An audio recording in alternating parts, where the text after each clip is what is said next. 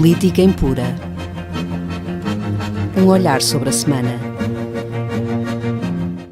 Bem-vindos a mais um Política Impura. Hoje os temas são quase inevitáveis.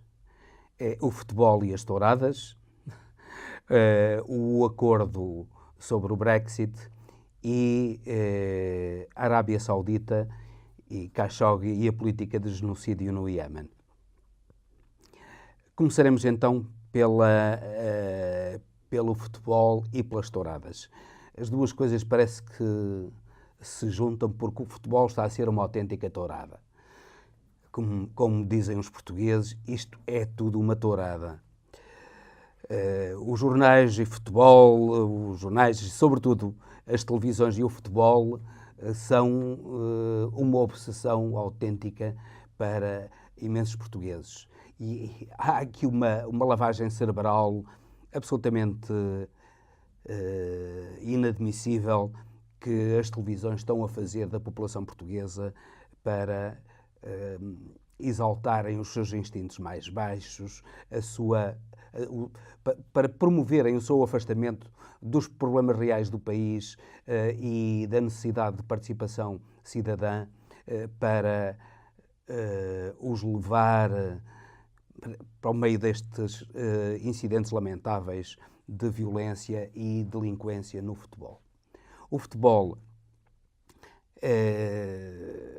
infelizmente, está a tornar-se cada vez mais um negócio que mete muito dinheiro e esse dinheiro vem, por vezes, das mais obscuras proveniências.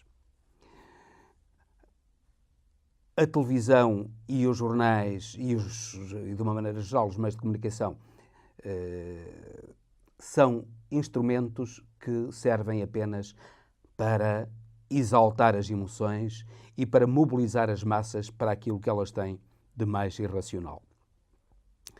O futebol é um belo espetáculo e infelizmente está a ser desvirtuado por esta realidade.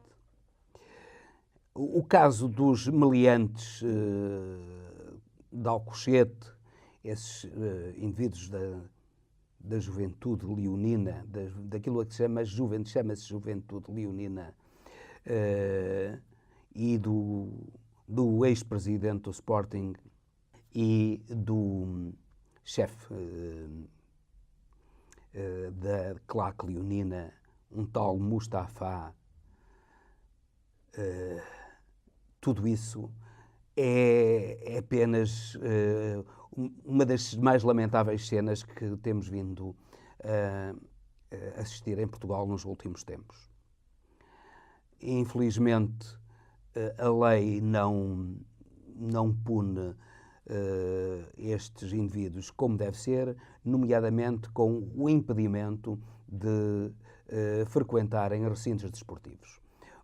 Um indivíduo como Bruno de Carvalho chegar à liderança de um clube com a história e com a respeitabilidade que ele merece aos portugueses, que é o Sporting, e o indivíduo como esse tal Mustafa, que organizou a claque leonina numa prisão juntamente com outros prisioneiros, é a demonstração de que o mundo do futebol está podre. Já não bastam as investigações do Benfica, do Porto, dos grandes clubes, às tentativas de suborno, a esses negócios escuros que sempre se correm no futebol. Vem-nos agora, chega quase à pornografia de indivíduos como Bruno de Carvalho e Mustafa estarem à frente do futebol. É tempo de a ética ser instalada no reino do futebol, porque o reino do futebol está completamente despido de ética. O rei do futebol vai completamente nu de ética. E um código de conduta de dirigentes e claques desportivas, de transparência de claques e do seu financiamento. As claques podem não ser em si um mal, mas a forma como elas funcionam, como elas são financiadas, é altamente obscura. Vimos que foi apreendida droga ao Mustafa e resta saber para onde era, de onde é que ela veio, para onde é que era, quem é que tinha conhecimento da existência dessa droga, porque é que Bruno de Carvalho não tinha conhecimento da existência dessa droga. Isto é, o crime graçava dentro da claque leonina e, pelos vistos, Bruno de Carvalho fingia não conhecer. Mas não é só o problema da claque leonina, é também da claque portista, que funciona de maneira idêntica à leonina, da ilegal claque benfiquista, que não está legalizada, mas que existe na realidade, e há por parte do Benfica uma autêntica fraude à lei. Tudo isso deve ser regulado com códigos de comportamento que é a altura de se implantarem. Esta semana também fomos confrontados com o problema das touradas em Portugal. As touradas são uma tradição portuguesa, mas ultimamente têm gerado oposição. Oposição, sobretudo, porque cada vez mais há informação sobre a forma como é preparada a lide.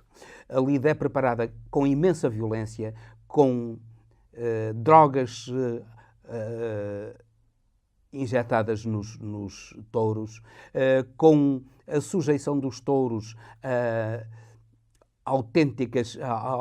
autênticas torturas antes deles irem para a arena, a estarem em lugares escuros, sujeitos a serem picados, a serem enraivecidos antes de entrarem para a arena, a fim de que a lide seja uma lide emocionante.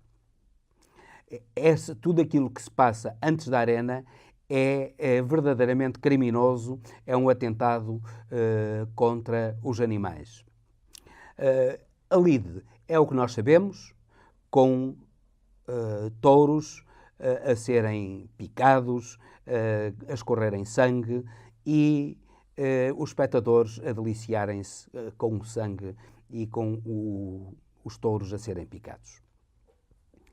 As touradas são muito antigas, os touros eram venerados até pelas civilizações antigas, desde a civilização egípcia à civilização persa, e depois à civilização cretense, por exemplo, que fazia autênticos torneios de acrobacia com os touros. O lidar com os touros em torneios de acrobacia, como faziam os cretenses, até com as mulheres cretenses a fazerem esses torneios de acrobacia, é uma coisa. Aliás, as pegas que são característica das touradas portuguesas são também um espetáculo de coragem e de emoção. Isso é uma coisa. Outra coisa é o espetáculo de sangue que os toureiros e os cavaleiros infligem aos touros. Isso, neste momento da civilização, é completamente inaceitável. E lamenta-se que um poeta como Manuel Alegre defenda as touradas da maneira que o faz e diga que as touradas são uma arte a fim de as isentar de IVA, ou melhor, de as sujeitar a um IVA reduzido de 6%. As touradas não são uma arte, as touradas são um espetáculo, e o espetáculo pode não ser arte, por outro lado, tem aspectos de espetáculo violento que são totalmente contra a civilização atual, que respeita os animais como fazendo parte integrante desta terra que não pertence aos homens, mas à qual os homens pertencem. Os jogos de tourada devem ser mantidos e devem ser protegidos porque não implicam violência, e deve ser proibido completamente acicatar dos touros, o enraivecer dos touros através de agressões que se perpetram antes das touradas. Sendo um jogo, compreender-se-ia até uma redução do IVA. Não sendo um jogo, sendo um espetáculo de violência, o IVA não pode ser reduzido. Bem pelo contrário, não devia ser sujeito à taxa máxima, porque a violência deve ser condenada. Bem andou o Porto, a cidade do Porto, que desde o século XIX não tem touradas. O Porto chegou a ter 5 praças de touros e essas praças de touros foram extintas. Felizmente o Norte libertou-se desse bárbaro costume de picar os touros, de os encher de sangue, de os encher de tortura. E é isso que se espera que o país faça, não confundindo arte, quando ainda hoje ou ontem vi na internet alguém com pinturas de Picasso e de outros pintores sobre as touradas, perguntando se aquilo não é arte. Pois é, a pintura é arte, mas a tourada não. O que é que tem a ver a pintura de uma tourada com uma tourada? São subterfúgios que não devem ser aceitos e as touradas devem ser claramente consideradas como algo indigno da civilização atual e sujeitas, enquanto se mantiverem assim pelo menos, e não se transformarem num jogo como elas podem e devem ser, com um jogo entre o homem e o animal com lealdade, como os homens jogam futebol ou basquetebol ou outro desporto qualquer com lealdade. Enquanto não for assim, não há razão nenhuma para não sujeitar as touradas ao IVA, até ao IVA máximo. Bem, isto parece que anda tudo ligado e assistimos agora também na Inglaterra uma autêntica tourada sobre o Brexit, sobre a saída do Reino Unido da União Europeia. Ora bem, para se perceber este momento, é necessário percebermos qual foi a relação que sempre aconteceu entre o Reino Unido e a Europa e o continente europeu. A história vem de longe, vem particularmente desde o fim da Guerra dos 100 Anos, em que as possessões inglesas acabaram as possessões inglesas no continente europeu. Desde aí, as relações entre a Europa continental e a Inglaterra foram sempre relações de amor-ódio.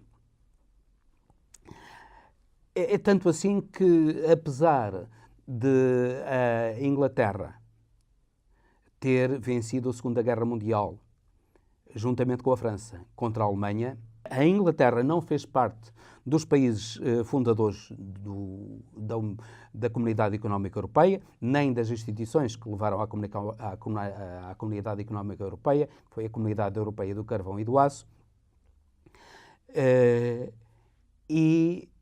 Houve sucessivas tentativas nos anos 60, houve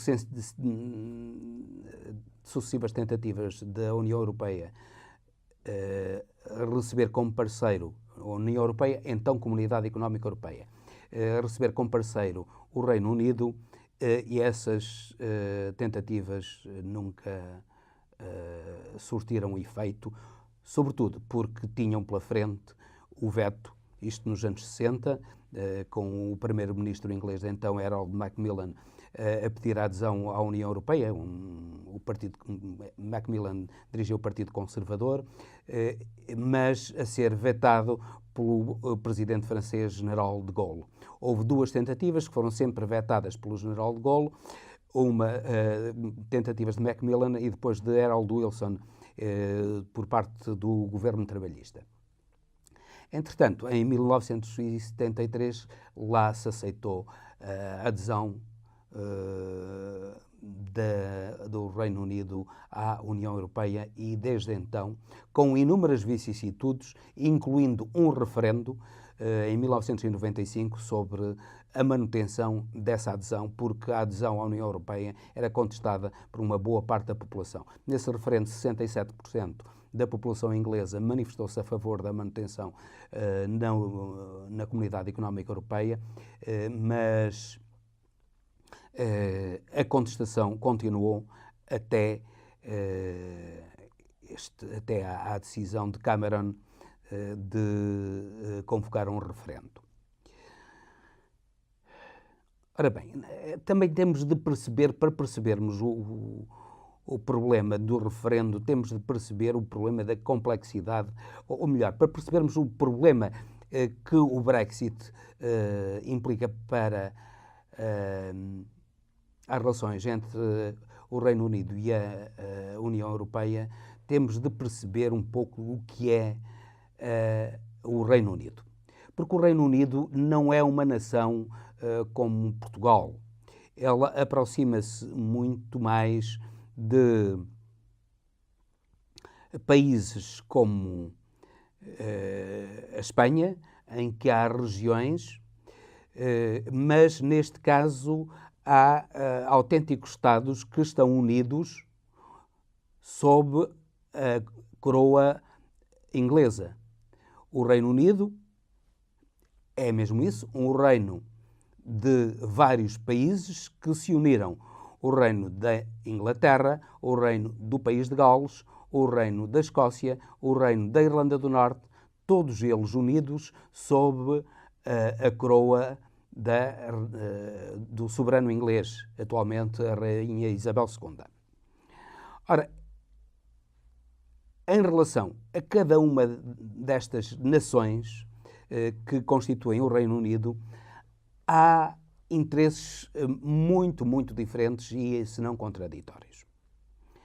Vejamos, a Escócia, por exemplo, manifestou-se no referendo totalmente a favor da permanência na União Europeia.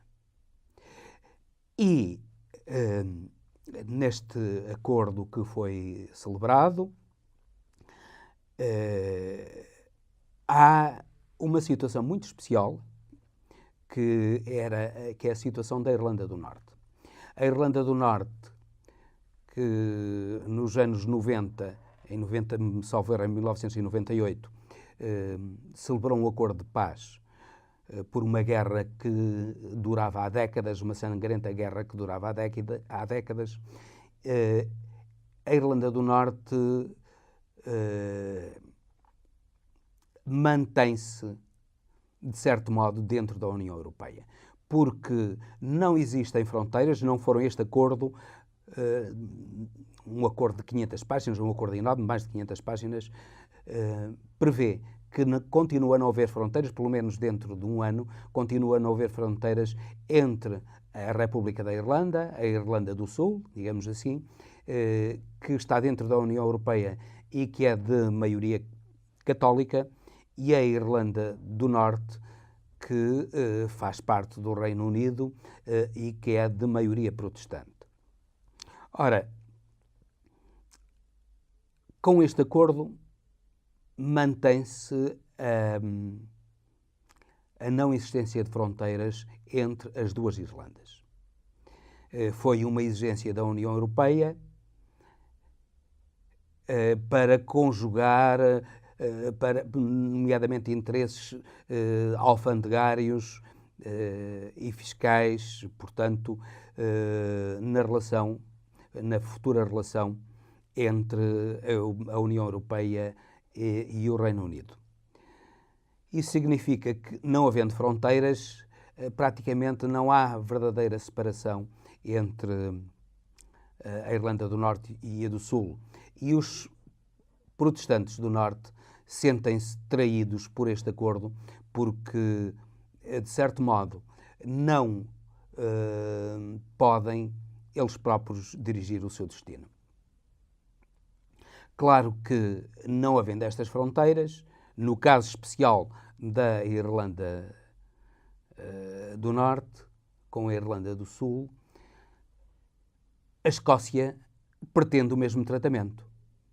Porque é que ela não há de ser tratada do mesmo modo de que a Irlanda do Norte se faz parte também do Reino Unido? Não há razão nenhuma para ter um tratamento diferente. Ora, isto mostra até que ponto os problemas dentro do próprio Reino Unido são complexos. Para além, claro, de haver outros problemas subjacentes a tudo isto, porque, no fundo, está-se a manter, este acordo prevê a manutenção de uma união aduaneira e prevê que o Reino Unido não possa fazer acordos comerciais com terceiros países sem o acordo da própria União Europeia. De certo modo, a União Europeia fez-se valer da sua preponderância no que toca ao comércio externo, às relações económicas com a Inglaterra. Note-se que cerca de mais de 60%, chega a ultrapassar 60% das relações comerciais do Reino Unido, são feitas com a União Europeia. Só 15% das relações comerciais do Reino Unido é que são feitas com os Estados Unidos. Os Estados Unidos, que foi o grande apoiante e de certo modo, que estiveram por detrás do Brexit, manipulando a opinião pública, utilizando informações falsas, enganando a população, não escondendo à população aquilo que era a realidade, que, por exemplo, o peixe que entrar na Inglaterra, a fruta que entrar na Inglaterra, vai sofrer um aumento de um dia para o outro de cerca de 100%, pelo menos, quando o Reino Unido sair da União Europeia. Ora, isso vai ser absolutamente trágico para o povo inglês e vai fazer com que a Inglaterra entre num momento de grande perturbação política que a senhora May bem conhece e muito teme. Por outro lado, havia o problema dos imigrantes. Neste momento, nós percebemos que na Inglaterra está a haver uma hostilidade muito grande aos imigrantes. Ainda recentemente, uma portuguesa veio à televisão falar dessa hostilidade e os defensores do Brexit, os defensores mais ardentes do Brexit, defendiam que os imigrantes não tivessem um tratamento especial, os imigrantes da União Europeia não tivessem um tratamento especial dentro do Reino Unido, mas fossem tratados como estrangeiros sem qualquer relação privilegiada. Ora, isso implicava que os milhões de imigrantes ingleses que existem noutros países europeus tivessem o mesmo tratamento, portanto, fossem sujeitos a uma discriminação relativamente aos cidadãos dos respectivos países, coisa que atualmente não sucede e que muito iria prejudicar a Inglaterra. Tudo isso forçou a que a senhora May fizesse este acordo, que não é do agrado de grande número de ministros, em particular do próprio ministro que negociou o Brexit e do ministro para a Irlanda do Norte. Destacada foi a saída da ministra do Trabalho e da Segurança Social inglesa, do governo da senhora May, mas está ainda por se saber até que ponto é que a senhora May terá uma oposição suficientemente capaz de apiar do poder. A senhora May já tem contra ela 20 deputados que pediram a sua demissão, são necessários 48 para que ela tenha de se demitir. Não se sabe, ainda são mais 28 os apoiantes da oposição à senhora May, terão de mobilizar mais 28 deputados. Não será fácil, mas também não é impossível que tal aconteça. Neste momento, a senhora May parece não ter agradado nem a gregos nem a troianos, porque o próprio Partido Trabalhista não está de acordo com este acordo e refere que o governo inglês é neste momento uma atrapalhada enorme, uma confusão enorme, e está a lançar a própria Inglaterra num caos, o que de certo modo o que poderá ser verdade, mas é neste momento o acordo que a senhora May conseguiu é o mal menor. Os ingleses estão completamente afastados da realidade e ainda não perceberam aquilo que o aumento do custo de vida, o isolamento a que a saída da União Europeia os vai sujeitar. Esperamos que esta situação seja ultrapassada e que a aprovação do acordo por parte da União Europeia, que está praticamente garantido, se realize no dia 25 de novembro, para a qual está marcada uma cimeira da União Europeia, e que o Parlamento inglês aprove este acordo. Não se sabe se aprovará, não se sabe ainda a posição, pela posição do chefe do Partido Trabalhista, parece que é uma posição de rejeição. Vamos ver se o acordo será ou não aprovado para bem do Reino Unido e, de certo modo, da União. Parece que este acordo é mais uma tentativa de levar para a frente uma situação intermédia entre a manutenção na União Europeia e a saída da União Europeia, com a esperança de que daqui a uns anos, precisamente pelo agravar da situação na própria Inglaterra, que estas meias tintas levam a cabo, se faça um novo referendo e então, dadas as circunstâncias que a Inglaterra esteja a viver então, que esse referendo seja altamente favorável a uma reintegração da União Europeia. Vamos a ver, como se diz, vamos a ver o que isto vai dar. Finalmente, eu não posso deixar de vos falar da Arábia Saudita e dos crimes que o reino saudita, da dinastia Saudi, está a perpetrar, particularmente no Iémen. E não posso deixar de falar também de Jamal Khashoggi e da anunciada da acusação do procurador saudita contra os autores diretos, 5 autores diretos do crime de morte de Jamal Khashoggi, do crime de morte violenta e de mutilação total, como se fosse um pedaço de carne cortada aos poucos para depois ser lançada aos cães, de mutilação de Jamal Khashoggi.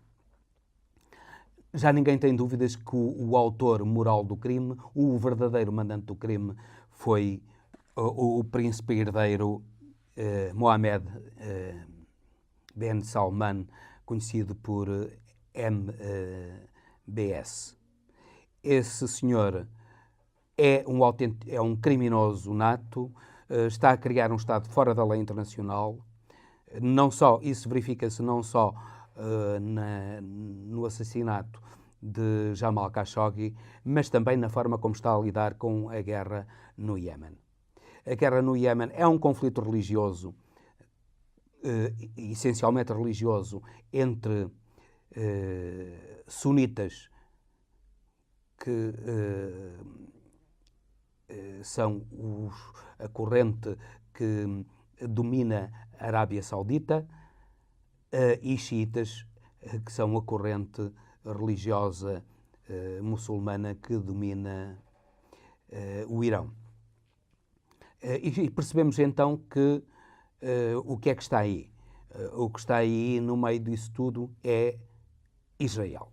O conflito não é só religioso. Há muitos locais onde a divisão entre xiitas e sunitas se verifica, mas o conflito é um conflito de apoio a Israel. O Iémen é uma região estratégica de acesso ao Mar Vermelho e, portanto, uma região estratégica para a segurança de Israel. E Israel, a última coisa que queria era um regime que tivesse boas relações com o Irão. Para isso, determinou um golpe de Estado, um autêntico golpe de Estado no Iémen, substituindo o governo xiita por um governo sunita. Ora, essa substituição que foi perpetrada através de um golpe de Estado, com a promessa de que iria levar a cabo uma pacificação dos dois Iémenes, do Norte e do Sul, e dos grupos religiosos xiitas e sunitas, essa pacificação prometida pela Arábia Saudita nunca foi levada a cabo. Bem pelo contrário, a guerra intensificou-se e, neste momento, há uma autêntica política de genocídio por parte da Arábia Saudita, perpetrada por Mohammed Ben Salman, que mata crianças, homens, velhos, mulheres, e não tem nada a ver com a guerra, tendo que não tem nada a ver com a guerra, é completamente destruída. O porto de Aden foi conquistado, que é o principal porto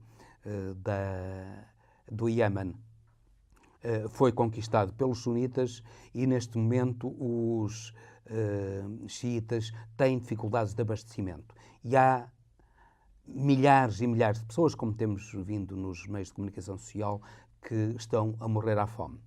Culpado disto, exclusivamente a Arábia Saudita e os seus apoiantes. O que é lamentável, os Estados Unidos e a França e a Inglaterra. É lamentável que a União Europeia faça uma política de seguidismo neste genocídio em relação aos Estados Unidos, dos quais há a esperar tudo aquilo que é contra os direitos humanos, mais ainda quando estão em causa os interesses israelitas e o suporte por parte da Arábia Saudita desses interesses, e a luta da Arábia Saudita contra o Irão, que no fundo é uma luta motivada por Israel e para a defesa de Israel, porque a Arábia Saudita não é mais do que um traidor à causa árabe, que faz acordos com Israel contra os interesses árabes e particularmente contra os interesses palestinianos e os direitos dos palestinianos. Não só os interesses, mas os direitos dos palestinianos. É tempo de a humanidade acordar para essa tragédia que está a acontecer no Iémen, com milhares e milhares de pessoas, centenas de milhares de pessoas a morrer à fome e com o perigo de morrerem à fome 14 milhões de pessoas no Iémen. António Guterres, o secretário-geral das Nações Unidas, tem-se manifestado contra esse genocídio, mas não tem sido suficientemente forte, a sua voz não tem sido suficientemente forte para fazer parar o genocídio. Era importante que um tribunal penal julgasse os crimes perpetrados pela Arábia Saudita com os seus aliados americanos, ingleses, franceses e essencialmente estes, no Iémen, de modo a que a humanidade não fosse mais sujeita a tais crimes hediondos como aqueles que este grupo criminoso está a perpetrar no Iémen. E com esta reflexão trágica sobre o Iémen, eu termino o meu programa de Política Impura e cumprimento os meus ouvintes. Até à próxima semana. Política Impura. Um olhar sobre a semana.